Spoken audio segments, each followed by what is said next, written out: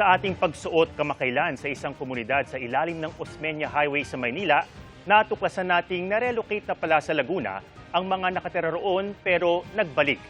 Ang nagtutulak sa kanila para sumiksik muli at tumira underground at ang ginagawa ng gobyerno. Tutukan sa Part 2 ng Special Report ni JP Soriano. Palabas na ng kanilang unit o tirahan sa ilalim ng Osmeña Highway sa Malate, Maynila ang pamilyang ito nang aming bisitahin ang tinaguriang underground community ng Maynila. Dahil wala pang 1 metro ang pagitan ng sahig at ang ilalim ng Osmeña Highway na nagsisilbing sementadong bubong ng kanilang unit, paupo o pagapang lang ang tanging paraan para makalabas o makapasok dito. Dahil papasok sila sa trabaho, kailangan daw ipadlock ang kanilang unit para kahit papano ligtas ang ilang appliance na naiwan, gaya ng electric fan at ilang mahalagang gamit. Yan. Ito po, pintuan din po ito, sir. Pati po ito, mga pintuan po yan. Kabilaan po, harapan na pintuan. Pati rin po, yung iba po nasa trabaho, nagpapanda.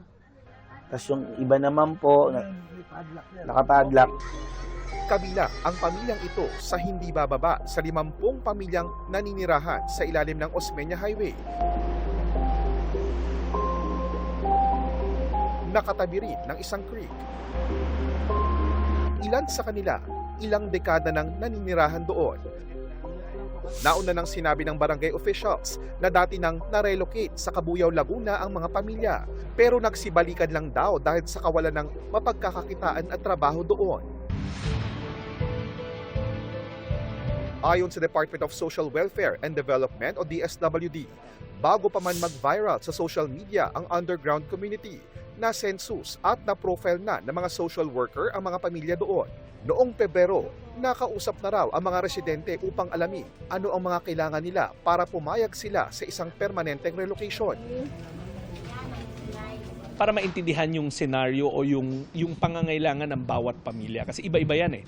Meron ba silang anak na nag-aaral so hindi natin pwede i-uproot? Meron ba silang preferred na relocation area kasi yung trabaho nila mas malapit doon? Kasama raw sa mga ipinaliwanag ng DSWD ang mga tulong na maaaring ipagkaloob sa bawat pamilya, gaya ng pantawid rental assistance at livelihood assistance. Isinangguni rin ng GMA News ang sitwasyon ng underground community sa Department of Human Settlements and Urban Development o DHSUD.